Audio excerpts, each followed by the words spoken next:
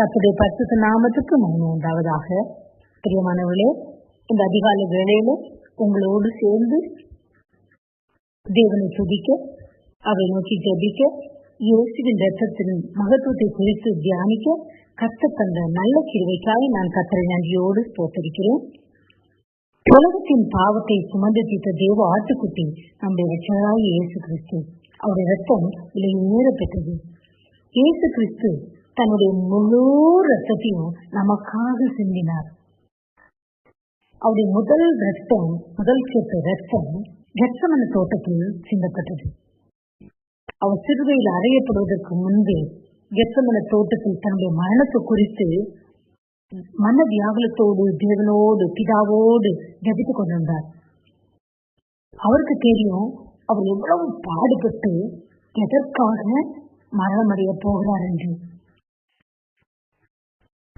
தன்மீது உலகத்தின் அனைவருடைய பாவங்களும் பாரங்களும் கஷ்டங்களும் நஷ்டங்களும் நோய்களும் வேதனைகளும் வெட்கங்களும் தோல்விகளும் அவமானங்களும் சுமத்தப்படுவதனால அந்த பாரம் அந்த சுமை தாங்க முடியாம மன வியாகுலத்தோடு ஆண்டோடு ஜெபித்துக் கொண்டிருந்தார்.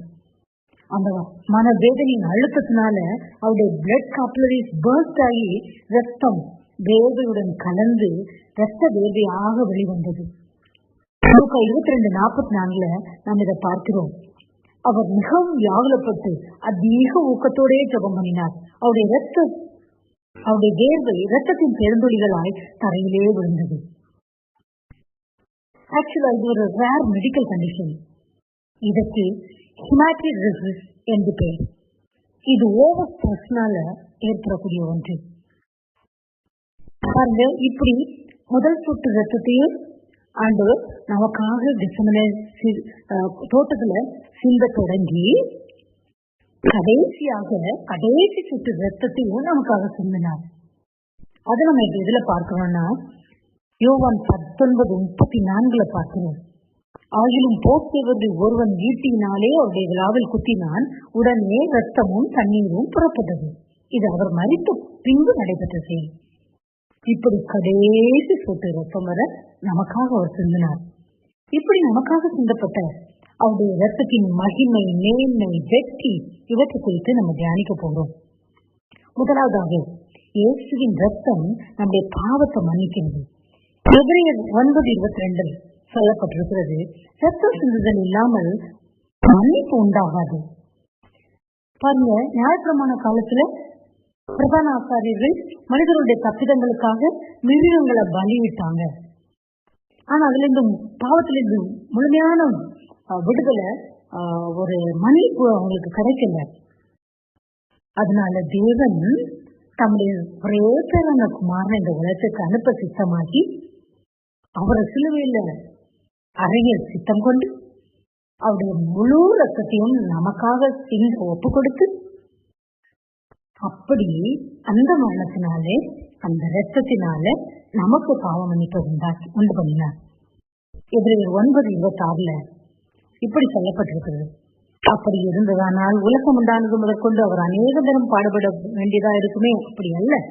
அவர் தம்மை தாமே பலியிடுகிறதுனாலே பாவங்களை நீக்கும் பொருட்டாக இந்த கடைசி காலத்தில் ஒரே தரம் வெளிப்பட்டார். பாவங்களை மன்னிக்கிறதற்கு, நீக்குகிறதற்கு கர்த்தர் வெளிப்பட்டார். இயேசு வெளிப்பட்டார்.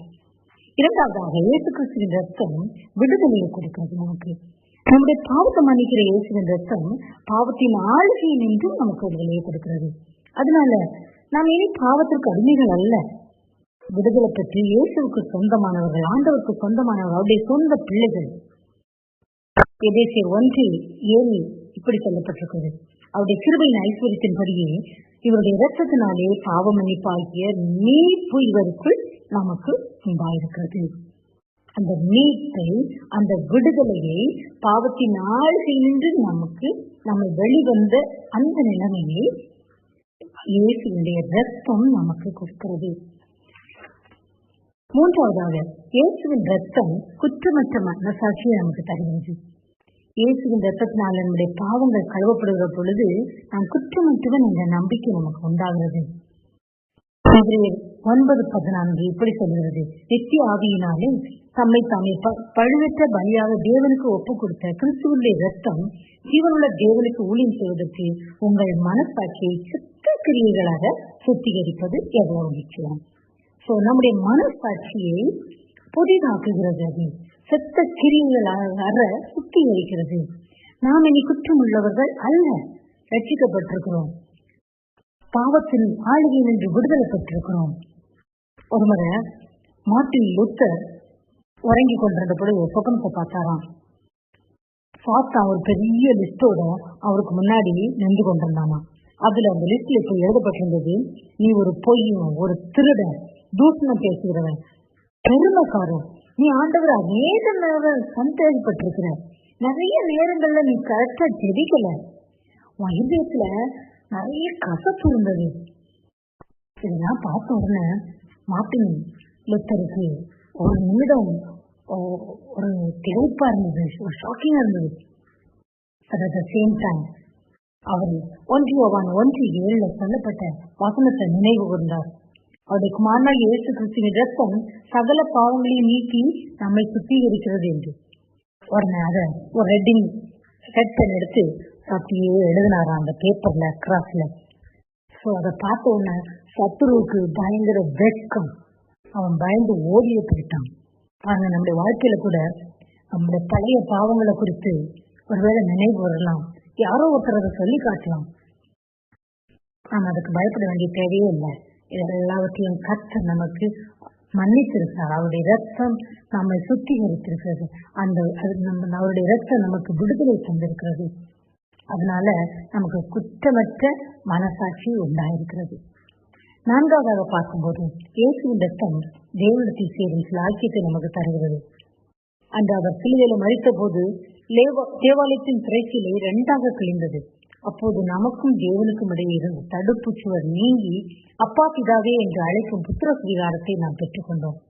எதிரேயர் 10:19-20 இப்படி சொல்லப்பட்டிருக்கிறது, ஆகையால் சகோதரரே, நாம் பரிசுத்த ஸ்தலத்தில் பிரவேசிப்பதற்கு இயேசுவானவர் தமது மாம்சமாகிய திரையின் வழியால் புதிதும் ஜீவனுமான மார்க்கத்தை நமக்கு உண்டு பண்ணினபடியால் அந்த மார்க்கத்தின் வழியாய் பிரவேசிப்பதற்கு அவருடைய இரத்தத்தினாலே நமக்கு தைரியம் உண்டாயிருக்கிறபடினாலும். பழைய காலத்துல பிதாவோட பேசுறதுக்கு மீடியேட்டர்ஸ் இருந்தாங்க, ப்ராஃபிட்ஸ் இருந்தாங்க. ஆனா இந்த காலத்துல இயேசுவின் ரத்தத்தின் மூலமாய் அவரோட நம்ம ஃப்ரீயா பேசுறதுக்கு நமக்கு தைரியம் கிடைத்திருக்கிறது. நாம் எப்ப வேண்டுமெனாலும் அப்பா பிதாவே என்று கூப்பிட்டு அவரிடத்துல பேசலாம், சிரிக்கலாம், எல்லா காரியத்தையும் சொல்லலாம். அவர் நம்ம அண்டர்ஸ்டாண்ட் பண்ணுகிற தகப்பன். ஆனா ஒன்று மட்டும், இயேசுவினுடைய நாமத்தின் மூலமா தான் நாம் அவரிடத்துல பேச முடியும். 5வது, இயேசுவின் ரத்தம் சாத்தான் மேல் நமக்கு வெற்றியை தருகிறது. இந்த உலகத்துல பல ஆவிக்குரிய யுத்தங்களை நாம் எதிர்கொள்கிறோம். தேவ பிள்ளைகளாகிய நாம் அவிசுவாசம் கொண்டு அல்லது தவறுகள் செய்து தேவ சமூகத்தை விட்டு பின்வாங்கி தேவ மகிமையற்றவர்களாகும்படி செய்ய சத்ரு பல அம்புகளை நம்ம எய்து கொண்டே இருப்பான். பார்த்து பார்த்து செய்வான், யோசித்து யோசித்து செய்வான். ஆனா இயேசுவின் ரத்தத்தின் மூலமாகவும் ஒவ்வொரு வசனம் மூலமாகவும் நாம் அவனை ஜெயிக்க முடியும். இயேசு கூட சாத்தான் அவரை சோதிக்கும்படியா வந்த போது வசனத்தின் மூலமாக ஜெயித்தார். இந்த காலத்துல இயேசுவின் ரத்தமும் வசனங்களும் நமக்கு வெற்றியை தருகிறது. வெளிப்படுத்தல் 12:11 எப்படி சொல்லப்பட்டிருக்கிறது, மரணம் நேரிடுகிறதா இருந்தாலும் அதற்கு தப்பும்படி தங்கள் ஜீவனையும் பாராமல் ஆட்டுக்குட்டியின் இரத்தத்தினாலும் தங்கள் சாட்சியின் வசனத்தினாலும் அவனை ஜெயித்தார்கள். 6வது, இயேசுவின் ரத்தம் நமக்கும் அவருக்கும் உள்ள உடன்படிக்கையா இருக்கிறது. இயேசுவின் ரத்தம் நம்முடைய மரணம் பரிந்தும் அல்லது அவர் வரும் அளவும் அவரை நினைவு கூறும்படி மட்டுமல்ல, அவர் நம்மோடு இருக்கிறார் என்பதை நினைவு கூறும்படியான ஒரு உடன்படிக்கை. 1 Corinthians 11:25 இப்படி சொல்லப்பட்டிருக்கிறது, போஜனம் பண்ணின பின்பு அவர் அந்தபடியே பாத்திரத்தையும் எடுத்து இந்த பாத்திரம் என் ரத்தத்தினால் ஆகிய புதிய உடன்படிக்கையாய் இருக்கிறது. நீங்கள் இதை பானம் பண்ணும் போதெல்லாம் என்னை நினைவு கூறும்படி இதை செய்யுங்கள் என்றார். இயேசு கிறிஸ்துவின் ரத்தத்தின் மூலமாக ஒரு புதிய உடன்படிக்கை. கர்த்தர் நம்மோடு இருக்கிறார், அவர் நமக்காய் பரிந்து பேசிக் கொண்டிருக்கிறார் என்பதை நமக்கு எடுத்து வைக்கிறது. இப்படி கர்த்தர் நம்மோடு இருப்பதனால நாம் தைரியம் கொண்டு அவரோடு ஜெபிக்க, அவரோடு தொடர்பு கொள்ள, அவர் மூலம், அவருடைய இரத்தத்தின் மூலம் வெற்றியை பெற்றுக்கொள்ள நமக்கு ஒரு சாக்கியம் உண்டாயிருக்கிறது. பிரியமானவர்களே, ஆண்டவரை நோக்கி நாம் பார்க்கலாமா? எங்களை நேசிக்கிற அன்பின் பரமபிதாவே, இந்த நல்ல வேலைக்காக நாங்கள் நன்றியோடு துதிக்கிறோம். ஆண்டவரே, இந்த நேரத்திலும் கூட தகப்பனே, உங்களுடைய சமூகத்துல வந்து உன்னை நோக்கி பார்க்கும்படியால் கர்த்தருடைய கிருபைக்காய் ஸ்தோத்திரம். கடந்த 10 நாட்களும் எங்களோடு கூட இருந்தீர், உமக்கு ஸ்தோத்திரம். இந்த மாதத்தின் எஞ்சிய நாட்களிலும் இந்த வருடம் முழுவதிலும் கர்த்தர் எங்களோடு கூட இருக்கிறபடியால் உமக்கு ஸ்தோத்திரம்.